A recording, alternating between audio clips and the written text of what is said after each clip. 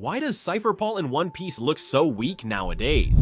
Lately, Cipher Paul agents feel more and more like disposable pawns. This is strange because if we look back, Cipher, an intelligence organization that reports directly to the world government, should be elite. They operate in the shadows, gathering information through disguises, infiltration, and dirty work. These aren't ordinary soldiers. They possess physical abilities beyond normal humans and master Rokushiki, a combat system that once felt stylish, powerful, and intimidating. Yet somehow, an organization once wrapped in mystery now feels increasingly underwhelming. Instead of becoming more frightening, they keep ending up as victims. When people talk about Cipher Paul, the most memorable example is CP9 at Eni's lobby. When they were first introduced, their eccentric outfits, cold demeanor, and overall presence screamed, "These are dangerous people." Rokushiki itself was introduced as a complete and impressive fighting system. Shigan and Rankyaku for offense, Soru and Geppo for mobility, and Tekkai for defense. Everything about it felt solid and intimidating. In theory, with those 6 techniques, CP9 should have been able to move freely around Water 7 without fearing anyone, but they weren't reckless. Lucci, Kaku, and the others chose to stay undercover, sticking close to Iceberg for a full 5 years without being exposed. Their mission to steal the Pluton blueprints was a complete success.